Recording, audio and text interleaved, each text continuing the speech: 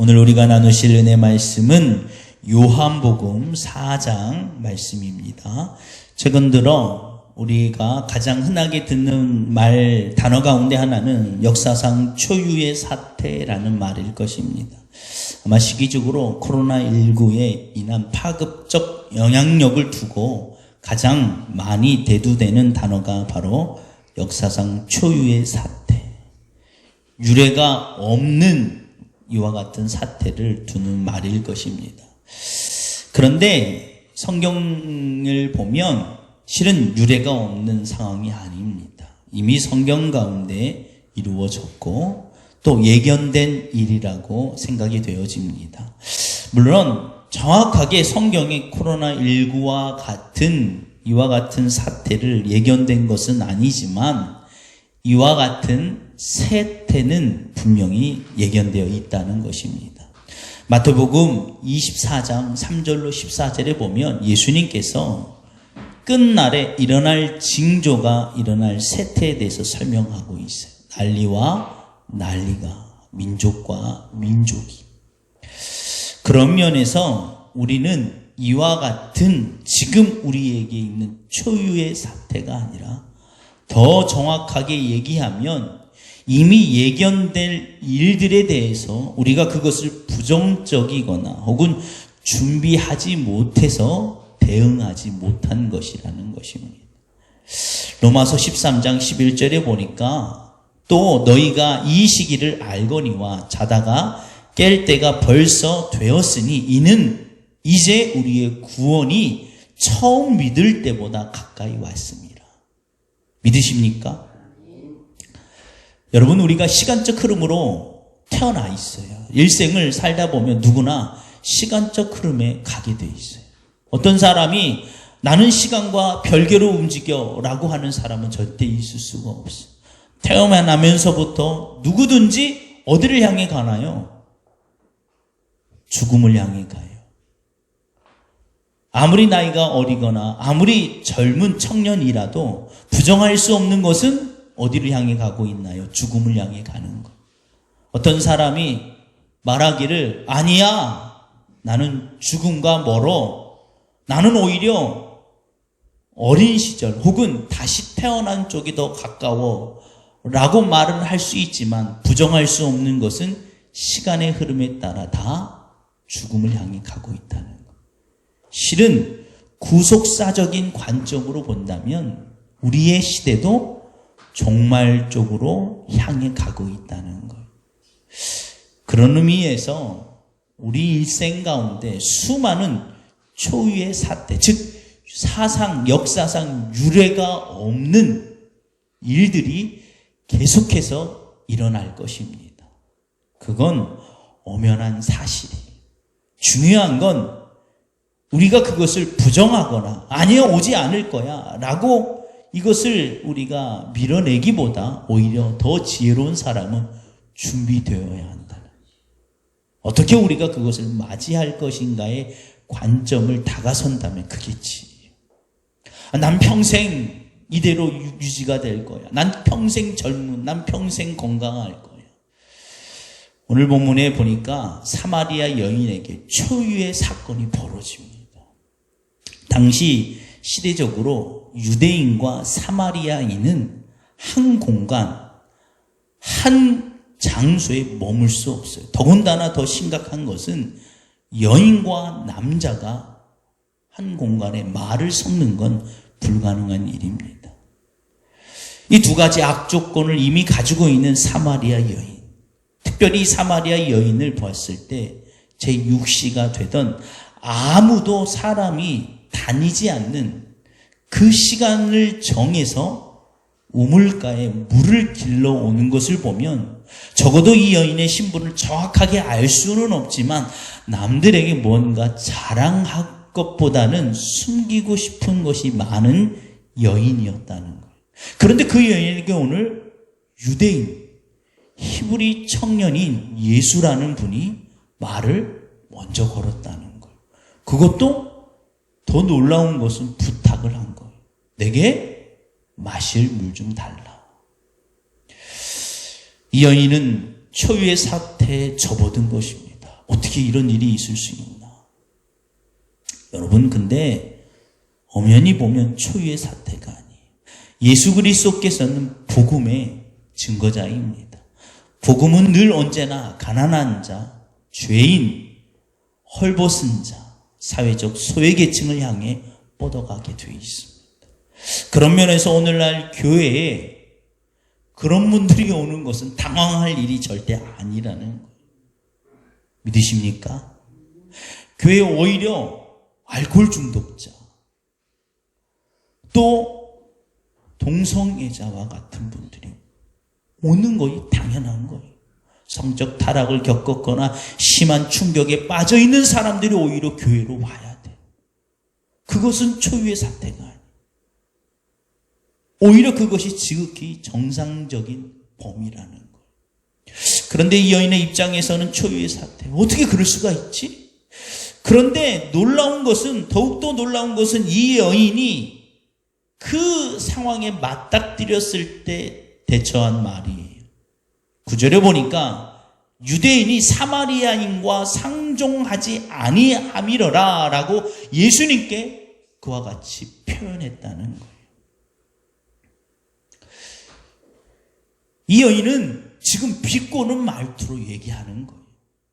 어떻게 유대 히브리 남자가 이 더럽다라고 그들이 얘기하는, 부정하다라고 얘기하는 사마리아 여인에게 다가올 수 있나?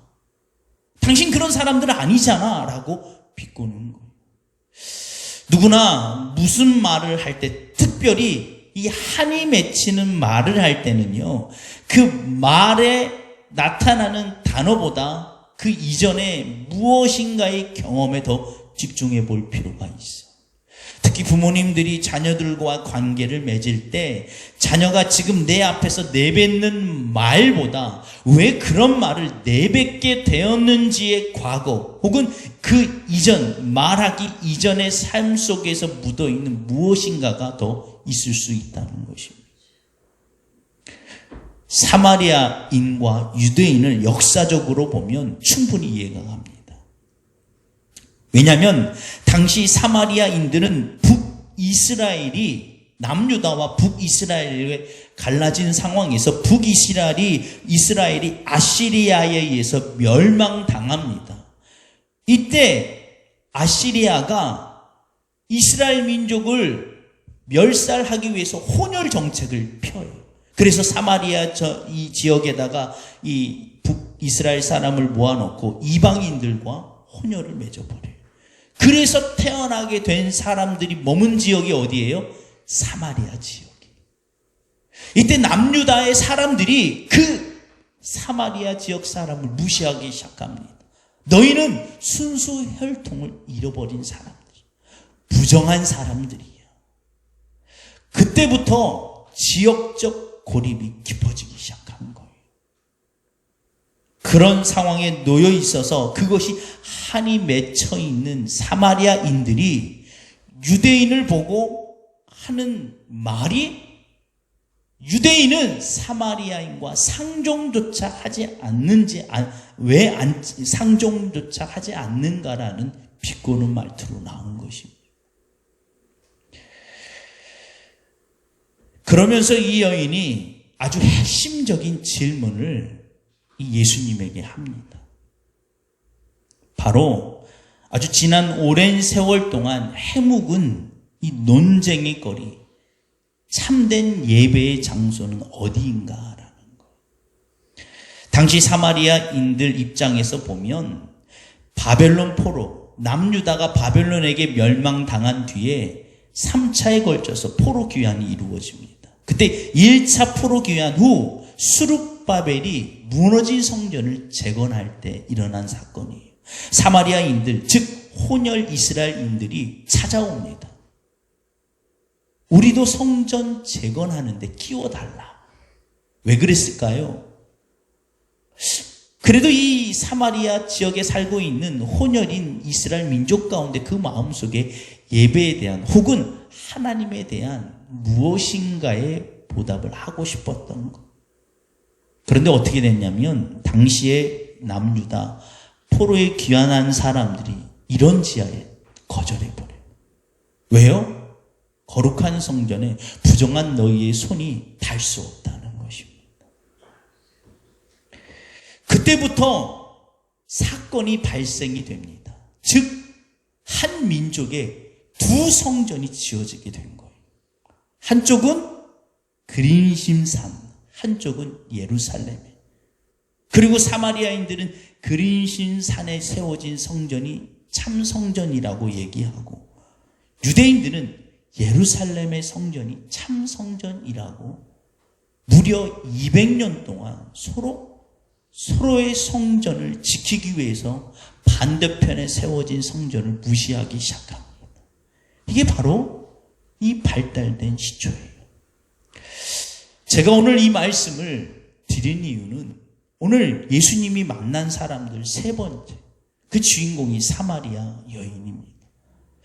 그런데 엄연히 보면 이 요한복음을 기록한 요한은 사마리아 여인과 이 예수님을 대표격으로 내밀었다는 거예요. 잘 한번 생각해 보세요. 사마리아 여인은 그냥 부정한 여인이 아니라 사마리아인들의 대표성을 띠고 오늘 본문에 출연한 것입니다. 또 이 사마리아 여인의 입장에서 봤을 때 예수님은 유대인의 대표성을 띤 히브리 청년이 된 거예요. 그래서 이 둘의 양극화된 대립적 구조에 발생되어 있는 갈등을 해결하는데 요한복음을 기록한 요한은 집중하고 있다는 거예요. 가장 큰 문제는 예배의 장소였습니다. 여러분, 오늘날 이와 같은 시대에 한국 교회뿐만 아니라 아마 전 세계적으로 교회 가운데 또 한 가지의 초유의 사태는 뭡니까? 인터넷 온라인 예배. 현장 예배가 많은 제한을 받다 보니까 온라인 예배 쪽에 퍼센테이지가 많이 치외되어 있어요. 그래서 암암리에 한 교회에서 두 성전이 공존하게 되는 이런 일이 벌어지고 있게 되는 거예요. 제가 말씀을 드리기 전에 여러분들에게 염려가 돼서 말씀을 드립니다. 어느 곳이 옳다라는 게 아니에요. 그런 관점으로 보지 마시고 이 관점을 예수님은 어떻게 풀어가고 있는지를 집중해 보시기 바랍니다. 온라인 예배와 현장 예배. 한 교회 안에서 두 성전이 존재하는 당시의 이스라엘 민족과 너무나 똑같은 문제. 그런데 이것은 시작에 불과할 거예요. 이와 같은 분쟁과 난리, 즉 말세에 늘어나는 세태 가운데 하나는 분쟁이에요. 민족이, 나라와 나라가, 부모가 자녀가, 자녀가 부모를, 남편과 아내가 서로 분쟁하기 시작한다는. 왜냐하면 사단은 원래 자체가 분쟁, 나눠짐의 영을 가지고 있는 아주 기본적인 죄악이 있기 때문에 그래요. 그래서 태초에 하나님이 천지를 창조하시고 하나님과 아담과 하와가 함께 인격적으로 나누던 것이 나눠버립니다. 그리고 그 죄로 말미암아 에덴 동산에서 완전히 분리되어 인간이 머물게 됩니다. 이게 사단의 영이에요. 그래서 말세에 드러나는 증상 가운데 하나는 분쟁입니다. 그것이 아주 만연하게 드러나는 곳 가운데 하나가 교회가 될 것이라는 거예요. 온라인 예배냐, 현장 예배냐. 이와 같은 문제를 지금 사마리아 여인과 예수님, 즉 유대인과 사마리아인들의 첨예한 대립 가운데 이루어진 서로의 갈등 가운데 그 중심이 되고 있는 예배의 장소의 문제가 들추어지고 있다는 것입니다. 그래서 여인이 물어봐요. 당신들의 조상은 참된 예배의 장소는 예루살렘이라 하고 우리는 그림심산에 세워진 이 산에 세워진 성전이라고 생각합니다. 어느 장소가 맞습니까? 어느 장소가 맞나요? 그러자 예수님이 아주 기가 막힌 말씀을 하십니다. 예배는 본질적으로 장소가 아닌 시기와 때의 문제다. 이게 무슨 말이냐면 장소가 전혀 중요하지 않다라는 게 아니에요. 21절에 당신이 이 땅에 오심으로 말미암아 구속, 즉 인간의 죄를 되속하심으로 인하여 바뀌어진 변화되는 예배의 본질이 바뀌어버렸다는 것을 의미를 두고 있다는 거예요. 구약 시전에, 즉 신약 이전에 예수 그리스도께서 오시기 이전 구약에는 장소가 매우 중요했습니다. 실제적으로. 왜냐하면 죄인된 인간이 하나님과 같은 공간에 머물 수 있는 것 자체가 매우 엄격하게 제한되었던 시기 때문에 그래요. 죄성을 가진 인간이 성소나 지성소에 들어가면 죽임을 당합니다. 그래서 구약의 예배는 철저히 지역적인 제한선을 가지고 예배를 드려야만 했어요. 그걸 가지고 있던 예배의 본질을 가지고 있는 유대인과 사마리아와 당연히인들이 이와 같이 생각할 수 있어요. 어디가 참된 진정성이 있는 장소냐, 예배냐라고 묻는 것입니다. 그러자 예수님이 예배가 이 산에서 저 산에가 중요한 게 아니라 진짜 중요한 건 시기와 때가 바뀌었다는 거예요. 즉 예수 그리스도의 구속의 사역이 이루어진 이 다음부터는 제한적인 지역이 열려버릴 거라는 거예요. 왜요? 예수 그리스도의 대속의 은총으로 말미암아 죄인된 우리가 신분의 변화가 일어나기 때문에 그렇다는 거예요. 즉 그때나 지금이나 성전은 거룩합니다. 믿으십니까? 왜냐하면 거룩하신 하나님이 임재하시기 때문에. 그래서 하나님께서 나도 거룩하니 너희도 거룩하라는 거예요. 우리가 마음대로 성전을 출입하게 되었다라고 해서 성전의 기능 혹은 성전의 가치가 거룩하지 않는 것으로 바뀌어진 것이 절대 아닙니다. 똑같아요. 뭐가 바뀌어버렸냐면 우리의 신분적 위치가 완전히 바뀌어버린 거예요. 예수 그리스도가 오기 이전에는 우리는 거룩하지 못한 죄인이었어요. 그런데 예수 그리스도가 이 땅에 오셔서 대속의 은혜를 치루어 보심으로 말미암아 우리는 더 이상 죄인의 신분, 죄의 종이 아니라 양자된 신분, 권세를 누려서 하나님의 자녀가 되는 신분적 위치가 바뀌어버린 거예요. 그래서 예수님이 그들에게 말하는 거예요. 구약의 개념, 어디 장소가 중요한 것이 아니라 이제는 내가 이 땅에 와, 예수 그리스도께서 내가 이 땅에 와 그 시기 예배할 때가 오나니 그 시기가 바뀌어버려서 예배의 본질이 이제는 장소가 아니라 드리는 예배자의 삶이 중요하다는 거예요.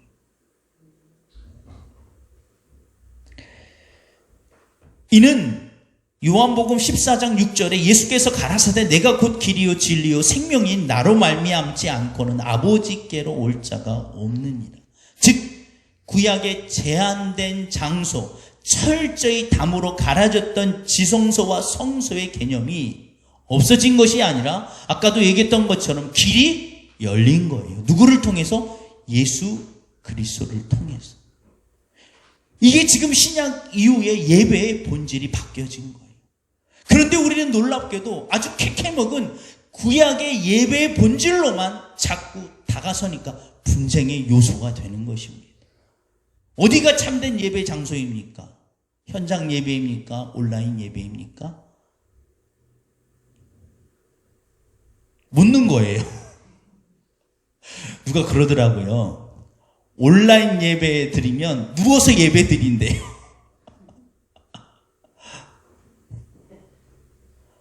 그러면 현장 예배를 드리고 있는 여러분에게 물을게요.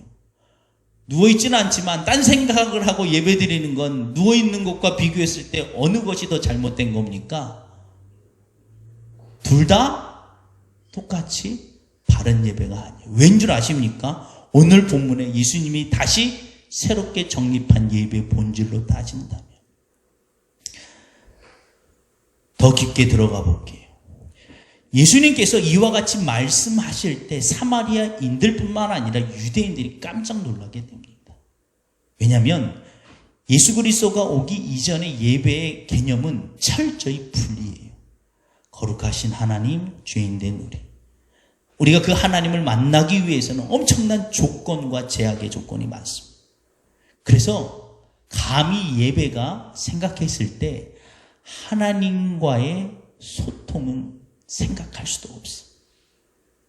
그저 내가 이 자리에 있는 것만으로도 감지덕지가 됐던 거예요. 내가 어떻게 주의 얼굴을 배우리까? 그래서 이 구약의 수많은 사람들이 이 가죽의 성경을 기록할 때 야훼 이 단어를 한번 기록하기 위해서 정결 예식을 치러야 돼.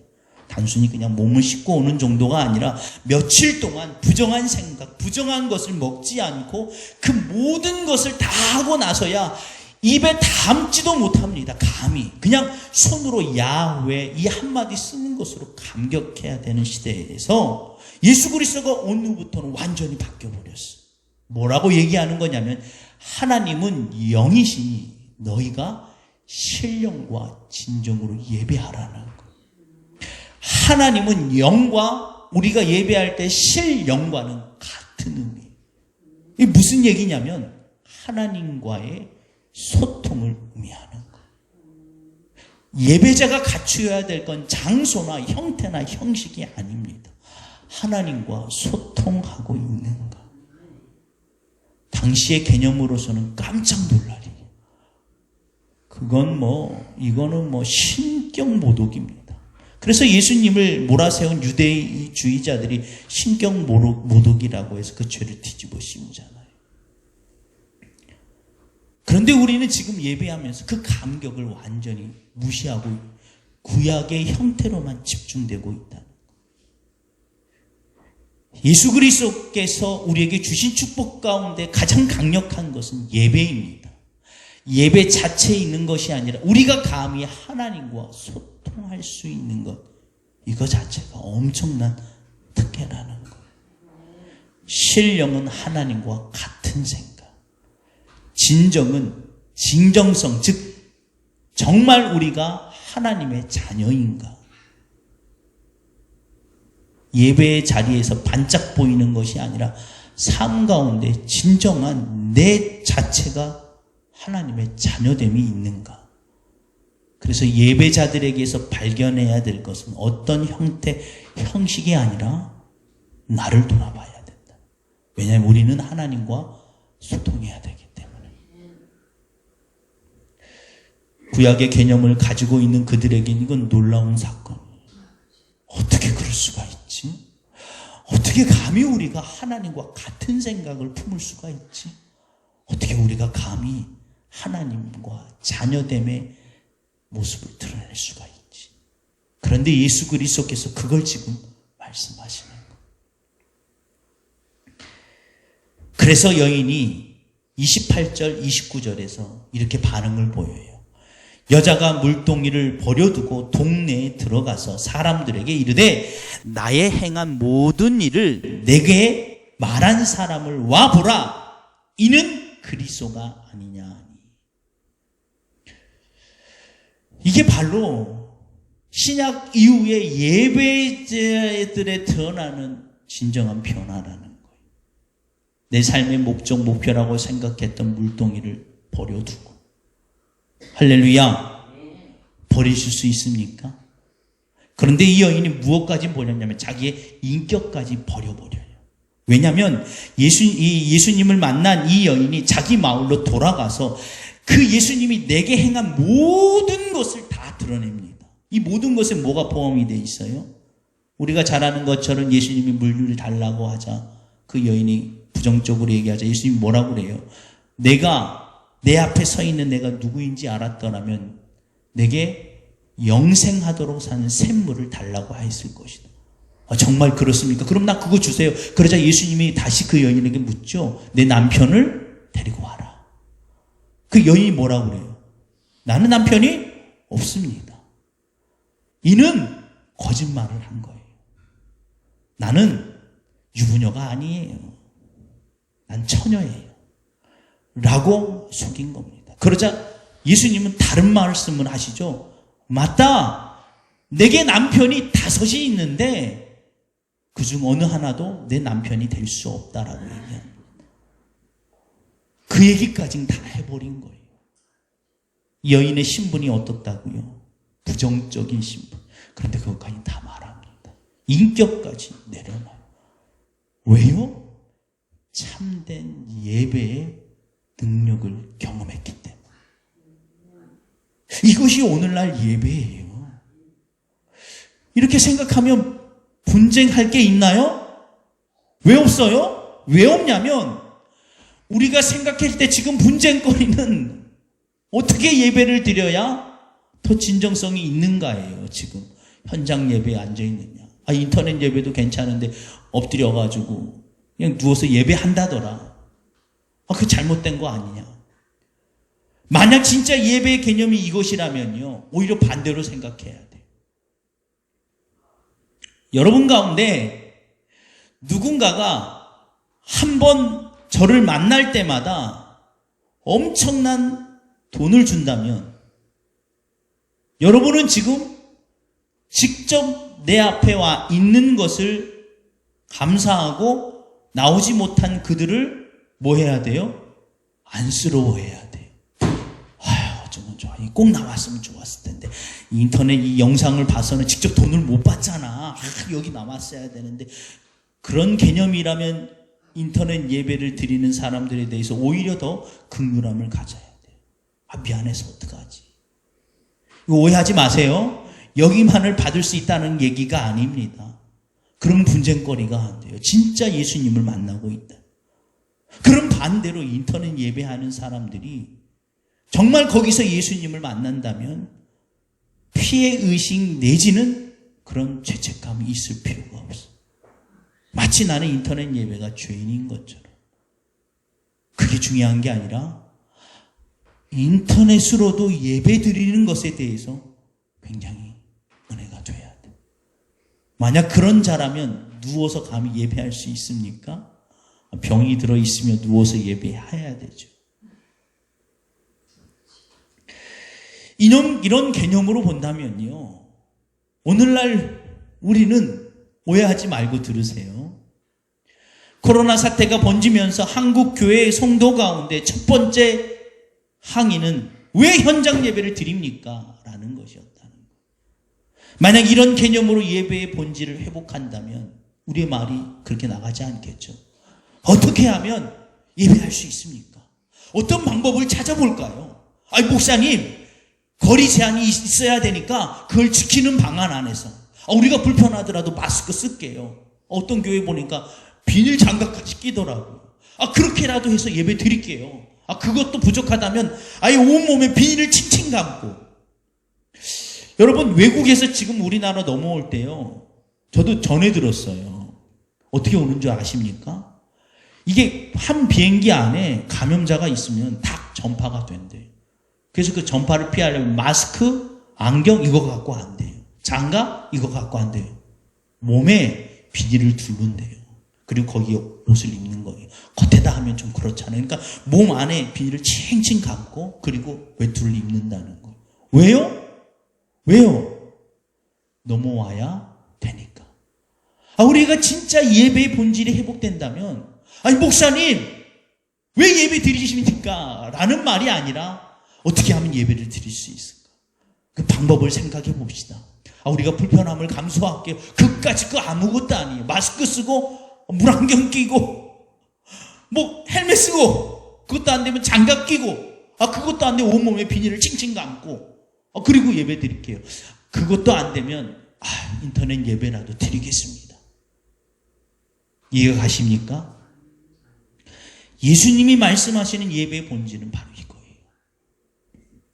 우리는 지금 예배의 본질을 잃어버린 것입니다. 실은.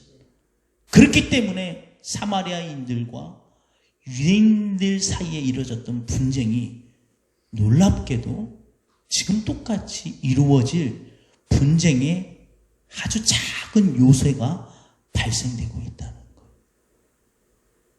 우리는 지금 이 앞에 놓여 있습니다. 어쩌면 우리도 그냥 이것을 무심코 예배 본질을 회복하지 않고 지나가면 사마리아인들과 이 유대인들, 한 민족 가운데 두 성전이 첨예하게 대립하면서 니네가 맞느니 우리가 맞느니 하며 분쟁의 요소가 되고 결국 예배의 본질을 잃어버린 세대가 될 거예요. 그렇게 분쟁하고 있을 때 두 번째 예수님이 재림하실 겁니다. 그러면 누가 구원을 받겠습니까? 현장 예배자요? 인터넷 예배자요? 아니요. 예배의 본질을 잃어버린 사람이라면 누구든지 구원함과 멀어지는 삶을 살아갈 수밖에 없는. 지금 우리가 염두해야 될 것은 장소와 형태가 아니라 나의 본질이, 나는 예배의 본질이 회복되고 있는가.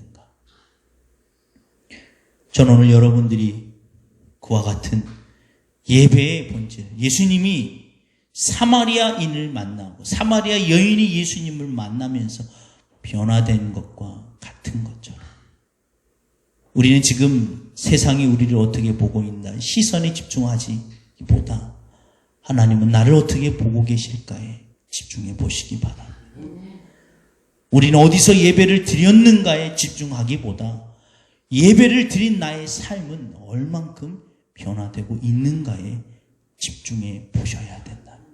그것이 오늘 우리의 예배에 대하는 이 세태, 또 앞으로 다가올 종말의 세태를 대하는 지혜로운 자의 자세임을 믿으시기를 주의 이름으로 축원합니다. 아멘. 우리 438장 우리 한번 부르신 다음에 아까 말씀드린 것처럼 예배의 본질이 회복되게 하여 주옵소서.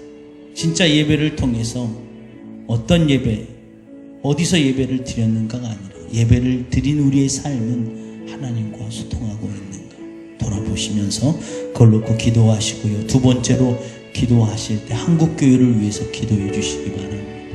분별력이 없으면 지금 이 시대가 오히려 잘못 대응해서 엄청난 충격에 빠집니다. 코로나와는 비교할 수가 없어요. 영적인 질병은 이 육신의 질병보다 더 비교할 수 없습니다. 지금 우리 교회는 오늘날 이 한국교회뿐만 아니라 전 세계 교회는 지금 정말 민감하게 대응을 해야 돼요. 앞으로 이것은 시작에 불과할 거예요. 계속 이와 같은 일, 다른 일들이 더 먼저 갈 겁니다. 이때 우리가 그래서 한국교회를 위해서 기도해 주시고 마지막 세 번째로 나라와 민족을 위해서 그리고 열방에 나가 있는 선교사님들과 이 땅에 있는 수많은 미자리 교회와 농어촌 교회 또 다음 세대를 위해서 기도해 주시기 바랍니다. 우리 438장 1절 3절 부르고 통성으로 기도하도록 하겠습니다.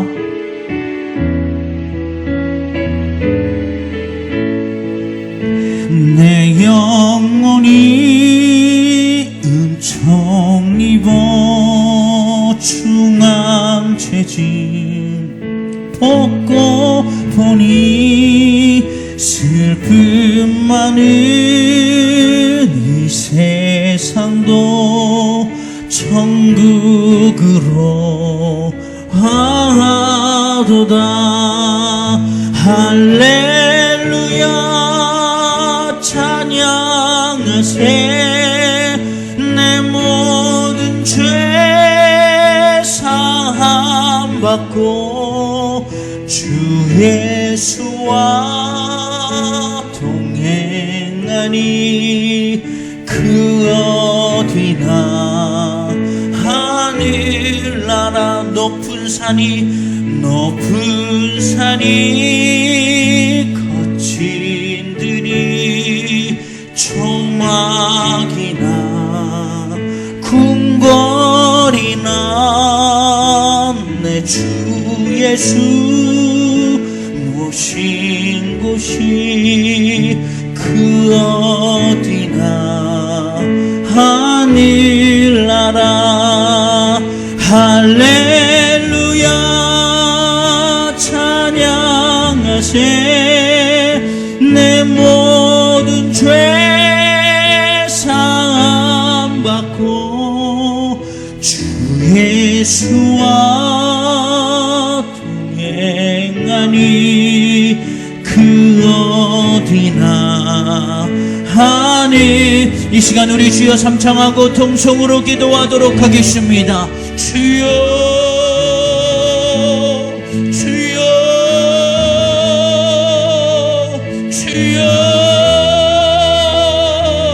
아버지 하나님, 이 시간 주님 앞에 간절히 기도합니다. 하나님, 우리의 예배의 본질이 회복되게 하여 주옵소서. 예배의 형식과 형태와 장소가 중요한 것이 아니라 예배는 본질적으로 예수 그리스도를 통하여 하나님께 나아가는 것임을 깨닫게 하여 주시니 감사합니다. 신령과 진정으로 하나님과 같은 생각을 하며 하나님의 말씀대로 삶이 조명되어져 있는가를 돌아보게 하여 주옵소서. 하나님, 내가 어떤 곳에서 예배하는 것인가, 다른 곳과 예배하는 것을 비교하는 것이 아니라 내 안에 계시는 예수님, 나를 위하여 십자가에 죽으신 그 대속의 은총으로 말미암아 우리가 감히 하나님의 이름을 부를 수 없음에 부르게 되고 부르짖을 수 있는 것이 특권이고 축복임을 깨닫게 하여 주옵소서. 하나님, 우리가 회복해야 될 것은 바로 이와 같은 예배의 본질, 구원의 감격이 회복되게 하여 주옵소서. 나를 죄에서 구원하여 주신 그 은혜와 은총이 회복되게 하여 주옵소서. 어느 곳에서 예배한들, 어떤 환경 가운데 예배한들, 그것이 무엇이 중요하겠습니까?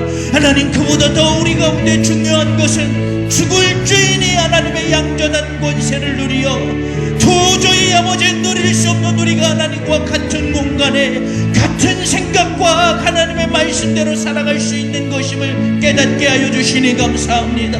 하나님, 오늘 예배를 드리는 모든 심령들, 하나님의 영상을 통해서 예배를 보고 있는 모든 이들 가운데 이와 같은 은혜가 임하게 하여 주시되 다시 한번 구원의 감격이 회복되게 하여 주옵소서.